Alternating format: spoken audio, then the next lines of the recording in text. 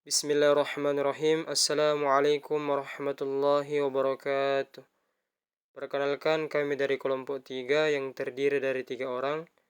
Di video kali ini kami akan membahas materi mengenai peradaban Islam periode dinasti Abbasiyah. Berikut videonya.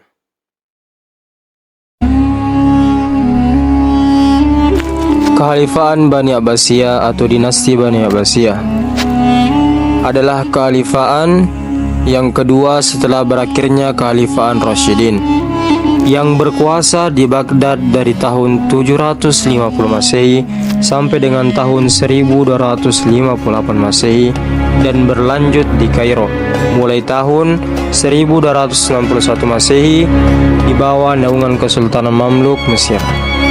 Bani Abbasiyah merujuk kepada keturunan dari paman Nabi Muhammad SAW, yaitu Abbas bin Abdul Muthalib. Oleh karena itu, mereka juga termasuk ke dalam Bani Hashim. Kekhalifaan Bani Abbasiyah berkembang pesat dan menjadikan dunia Islam sebagai pusat pengetahuan.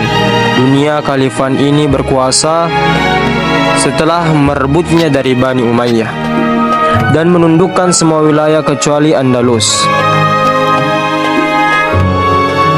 Bagaimana sejarah kekhalifaan Bani Abbasiyah? Mari kita bahas bersama-sama. Sejak awal berdirinya Kekhalifaan Bani Umayyah, kelompok Syiah telah memberontak karena merasa hak mereka terhadap kekuasaan dirampok oleh Muawiyah, yang merupakan pendiri Bani Umayyah dan keturunannya. Begitu pula dengan kelompok Khawarij, yang juga merasa bahwa hak politik tidak dapat dimonopoli oleh keturunan tertentu, tapi hak setiap muslim. Masalah itu terus memburuk.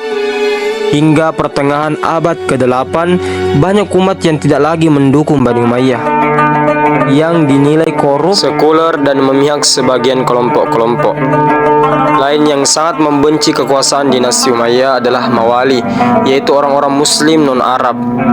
Mereka yang kebanyakan dari Persia ini merasa tidak diperlakukan setara dengan orang Arab karena diberi beban pajak yang lebih tinggi.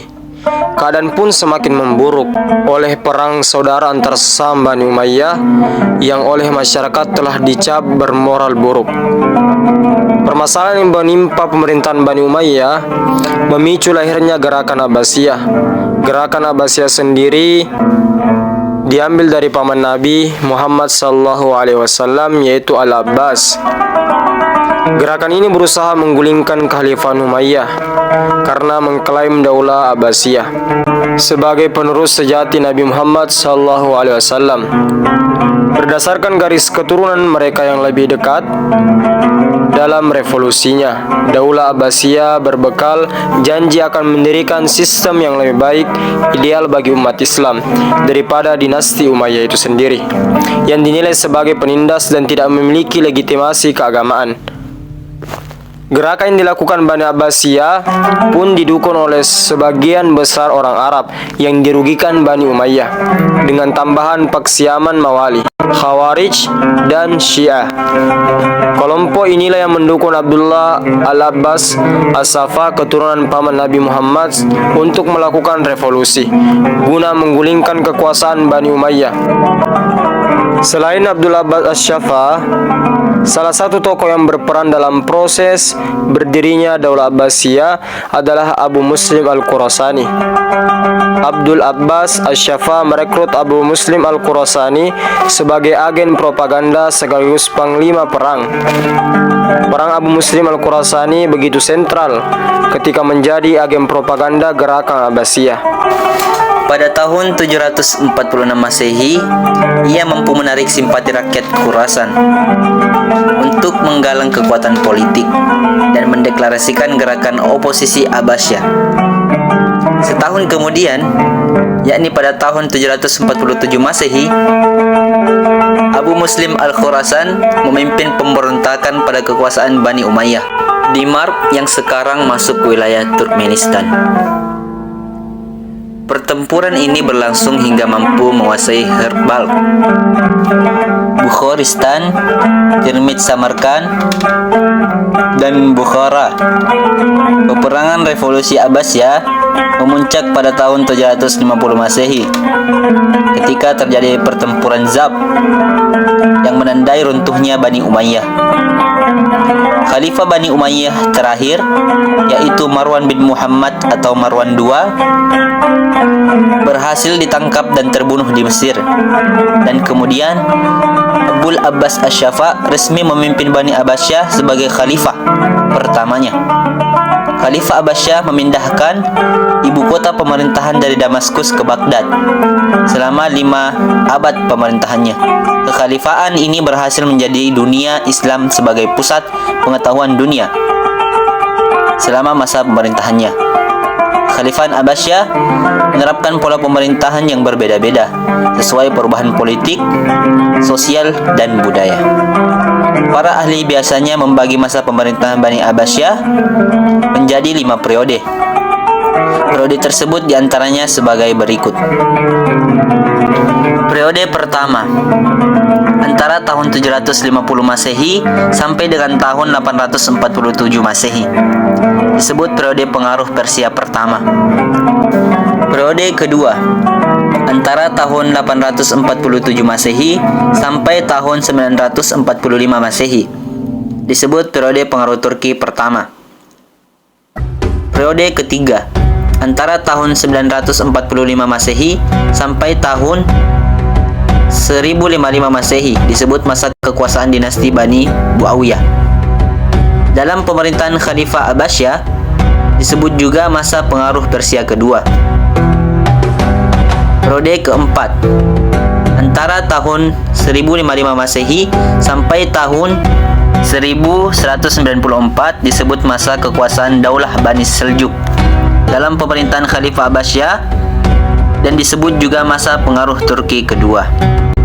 Periode kelima, antara tahun 1194 Masehi sampai tahun 1258 Masehi, disebut masa kekhalifahan bebas dari pengaruh dinasti lain, tetapi kekuasaannya hanya efektif di sekitar Baghdad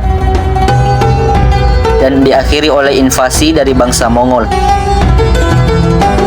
Sementara pemimpin yang berhasil membawa kekhalifahan Abbasiyah pada masa keemasannya, yang pertama adalah Al-Mahdi yang berkuasa antara tahun 775 Masehi sampai tahun 785 Masehi. Yang kedua adalah Al-Hadi yang berkuasa antara tahun 775 Masehi sampai tahun 786 Masehi. Yang ketiga adalah Harun ar-Rasyid yang berkuasa antara tahun 786 Masehi sampai tahun 809 Masehi. Yang keempat adalah Al-Ma'mun yang berkuasa antara tahun 813 sampai tahun 833 Masehi. Yang kelima adalah Mutasim yang berkuasa antara tahun 833 sampai tahun 842 Masehi. Yang keenam adalah Al-Wasik yang berkuasa antara tahun 842 Masehi sampai tahun 847 Masehi. Yang ketujuh adalah Al-Mutawakkil yang berkuasa antara tahun 847 Masehi sampai tahun 861 Masehi. Pada masa kepemimpinan Al-Mahdi, perekonomian mulai meningkat. Ulamanya peningkatan di sektor pertanian, mulai dari irigasi dan peningkatan hasil pertambangan seperti perak, emas tembaga, dan besi. Selain itu, para pedagang yang transit dari timur dan barat juga banyak membawa kekayaan. Pada masa kekhalifahan Harun ar-Rasyid dan putranya Al-Ma'mun, kekayaan negara banyak dimanfaatkan untuk keperluan sosial seperti mendirikan rumah sakit, lembaga pendidikan, dokter, dan farmasi. Selama pemerintahannya, Bani Abbasiyah berhasil mengkonsolidasikan kembali kepemimpinan gaya Islam dan menyuburkan ilmu pengetahuan. faktor yang paling utama penyebab tumbuhnya peradaban ilmu pengetahuan pada masa dinasti Abbasiyah adalah didirikannya tempat-tempat pendidikan seperti akademi dan perpustakaan. Pada masa itu, perpustakaan berperan layaknya universitas. Pada zaman sekarang, kesejahteraan sosial, kesehatan pendidikan, ilmu pengetahuan, dan kebudayaan berada pada zaman keemasannya. Pada masa inilah, negara Islam menempatkan diri sebagai negara terkuat dan tak tertandingi. Tetapi seiring berjalannya waktu, timbul berbagai persoalan yang kian melemahkan kekuasaan Khalifaan Bani Abbasiyah yang akhirnya mengalami keruntuhan. Runtuhnya Khalifaan Abbasiyah dipengaruhi oleh beberapa faktor. Di antaranya, faktor pertama adalah persaingan antar bangsa. Khalifaan Abbasiyah didirikan oleh Bani Abbas yang bersekutu dengan orang-orang Persia. Namun dalam prosesnya, orang-orang Persia tidak merasa puas dan menginginkan sebuah dinasti dengan staf dari negaranya. Oleh karena itu, muncullah dinasti-dinasti yang ingin melepaskan diri dari kekuasaan Baghdad. Faktor kedua adalah kemerosotan ekonomi.